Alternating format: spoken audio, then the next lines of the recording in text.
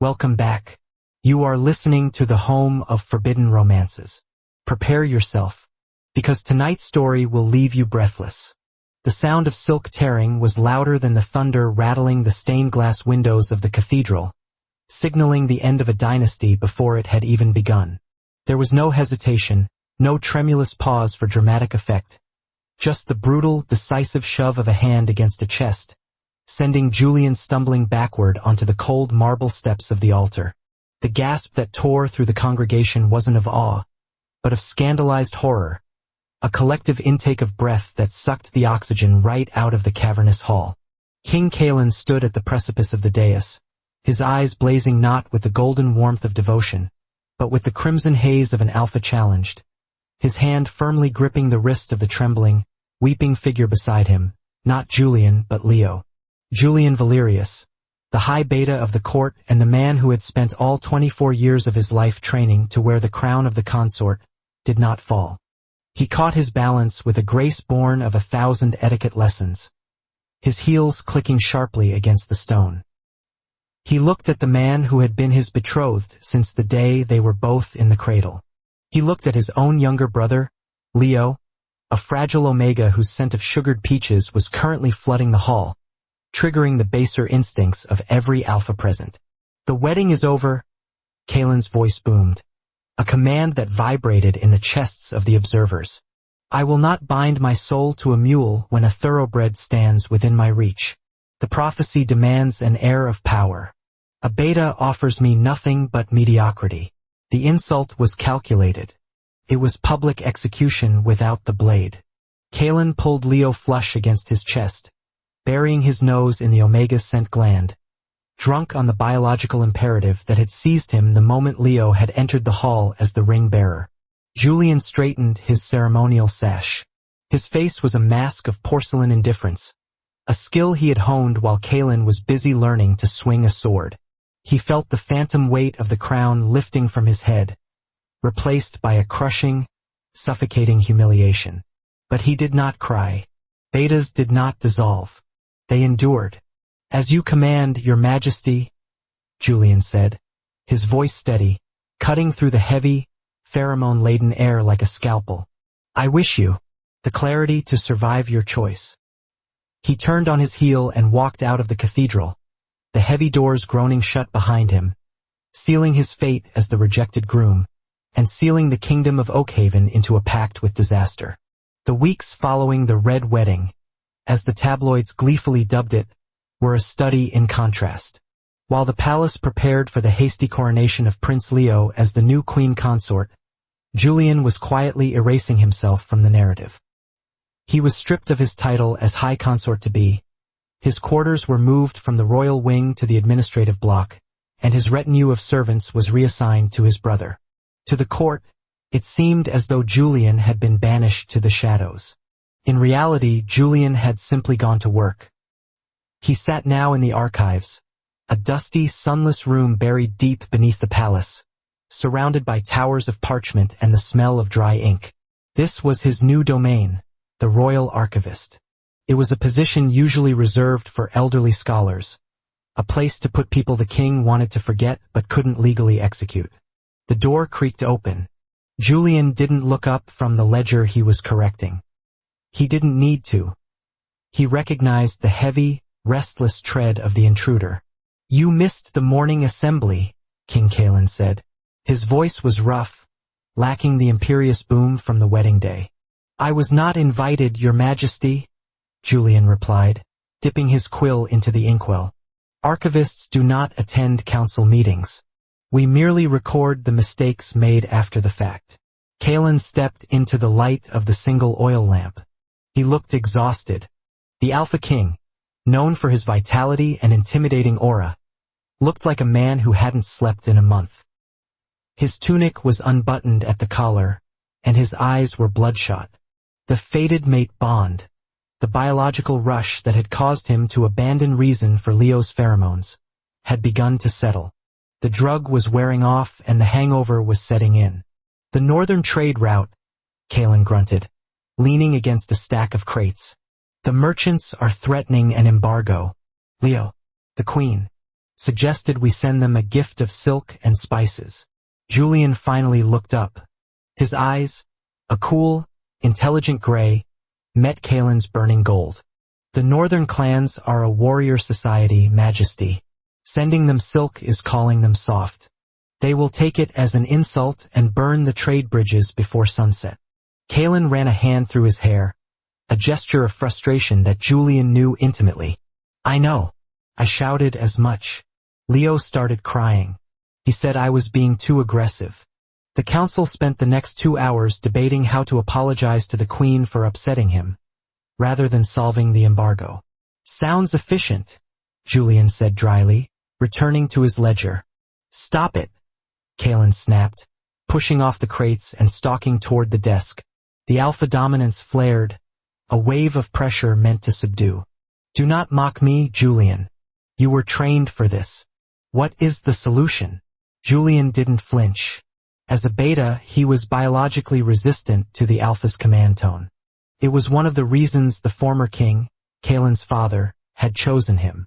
A king needed a partner who could think through the pheromones, not one who submitted to them. I am an archivist, Julian reminded him softly. My opinion is not in my job description. Kaelin slammed his hands onto the desk, leaning down until his face was inches from Julian's. He smelled of rain and ozone, and underneath it, the cloying, rotting sweet scent of distress from his omega. I am commanding you. You commanded me to leave, Julian whispered, his gaze dropping to Kaelin's lips, then back to his eyes. You stood before God and the Empire and declared me a mule. Unfit. Mediocre. You cannot discard a tool and then demand it function when your new toy breaks. Kaelin flinched as if struck. He pulled back, his expression warring between anger and a dawning, terrible regret. It wasn't. I didn't plan it, Julian. The scent. When Leo walked in, it was like a madness. My wolf took over. You know the biology. You know I couldn't stop it. I know that you are a king, Julian said, his voice hardening. And a king who is a slave to his biology is no king at all. He is just an animal with a crown. Kaelin stared at him, silence stretching taut between them. In the past, Julian had always been the soothing balm, the one to smooth over Kaelin's rough edges. Now, Julian was a mirror, reflecting Kaelin's failure back at him with perfect, cruel clarity. Fix the trade route, Julian, Kaelin said quietly, turning to leave. Please. It was the please that did it. Julian waited until the heavy door clicked shut. Then, he pulled a fresh sheet of parchment from his drawer and began to draft a missive to the northern warlords, offering iron, not silk. 3 months turned into 6. The kingdom of Oakhaven was slowly bleeding out. The coffers were draining to fund Queen Leo's lavish parties. Parties thrown to distract the court from the failing crops and the rising civil unrest. Leo was not malicious, merely woefully incompetent. He was a creature of comfort, bred to be adored, not to rule. He wilted under pressure, and his response to stress was to demand more affection, more reassurance from Kaelin. Kaelin was drowning. The fated bond had turned into a shackle. Every time he tried to work, Leo needed him. Every time he tried to sleep, Leo's scent, once intoxicating, now felt cloying, like breathing in syrup. And everywhere Kaelin looked, he saw Julian's ghost in the machinery of the government. A famine was averted because grain shipments were mysteriously rerouted from the rich southern provinces, an order signed by the archive office. A rebellion in the iron mines was quelled not by force, but by a negotiated contract improving worker safety, drafted by the archive office. Julian was running the kingdom from a basement. The breaking point came during the winter solstice ball. It was the most important diplomatic event of the year. Ambassadors from the 3 neighboring empires were in attendance. The tension was palpable. Rumors of Oakhaven's weakness had spread like wildfire. Julian was in attendance, forced to come by protocol, standing in the back shadows dressed in a simple, severe black suit that accentuated his slender frame and pale skin. He watched as Leo, draped in white furs and diamonds, held court. The ambassador of Draconia, a massive alpha with scars crossing his face, approached the throne. He bowed, but it was shallow, disrespectful. "Your Majesty," the ambassador rumbled, ignoring Leo and looking straight at Kalen. "My emperor grows impatient. The border treaty expired a week ago. We have received no renewal." Kalen stiffened on the throne. "The paperwork was sent. There must be a delay." "There is no delay," the ambassador sneered. "Only silence. Perhaps the rumors are true. The Wolf King has lost his teeth, distracted by his domestic playthings." He cast a disparaging look at Leo. Leo gasped, his eyes welling up. "How dare you? I am the queen. You are a boy playing dress-up," the ambassador spat. The air in the ballroom shifted instantly. Kalen roared, a guttural sound of alpha rage, and rose from the throne, his hand going to the sword at his hip. The ambassador's guards drew their weapons. Screams erupted from the crowd. Chaos ensued. Kalen was fast, but he was outnumbered. He parried a blow from the ambassador, but a second guard lunged from the flank. Kalen couldn't move fast enough. He was blocked by Leo, who had thrown himself at Kalen's legs in terror, clinging to him and anchoring him to the spot. "Let go!" Kalen shouted, trying to shake his mate off. But the Omega's instinct was to cling to safety. The assassin's blade arced down. There was a flash of black. Not a sword, but a body. Julian slammed into the assassin, not with the strength of an alpha, but with the precision of a mathematician. He drove a heavy candelabra into the attacker's wrist, shattering the bone, and used the momentum to drive his elbow into the man's throat. The assassin crumbled. Julian spun, grabbing the fallen dagger before it hit the floor, and in one fluid motion, pressed the tip against the draconian ambassador's throat. "Yield," Julian said. His voice wasn't loud, but it froze the room. The ambassador froze, eyes wide. He looked at the slender beta holding a knife to his jugular with a hand that didn't even tremble. "You act outside the laws of parley," Julian said, his eyes cold and dead. "To draw steel in the Hall of Peace is an act of war. Do you wish to die here, ambassador, and leave your emperor to explain why his envoy was so foolish?" The ambassador dropped his sword. "I yield." Silence reclaimed the room. Julian stepped back, dropping the dagger. He didn't look at the court. He turned to Kalen. Kalen was staring at him, not with gratitude, but with a look of pure, unadulterated hunger. It wasn't the biological hunger of a wolf in heat.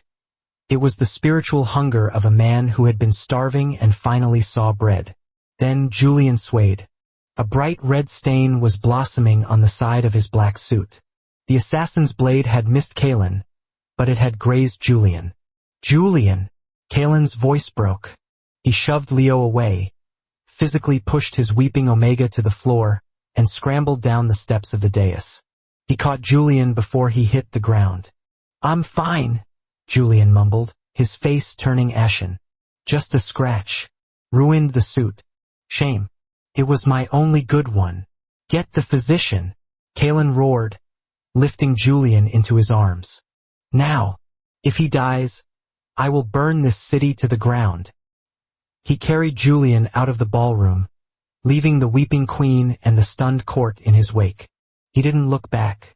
The fever lasted for 3 days. The blade had been poisoned, a slow-acting neurotoxin meant to cripple an alpha, but on a beta's different physiology, it was merely agonizing rather than instantly fatal. When Julian finally opened his eyes, the room was dim. He was not in his servant quarters. He was in the royal bedchamber. The bed was vast, filled with pillows that smelled of Kalen, rain, ozone, and pine. He shifted, wincing, and a hand immediately covered his. Kalen was sitting in a chair by the bedside. He looked wrecked. Stubble covered his jaw, his clothes were wrinkled, and he looked as though he hadn't moved in days. "You're awake," Kalen breathed, lifting Julian's hand to his lips. Julian tried to pull his hand away, but he was too weak. "Why am I here, Kalen? This is the queen's bed." "No," Kalen said hoarsely. "Leo sleeps in the guest wing. He has, for a while now." "Scandalous," Julian rasped. I don't care, Kalen said. He leaned forward, resting his forehead against their joined hands. I don't care about the scandal. I don't care about the prophecy. I don't care about the biology.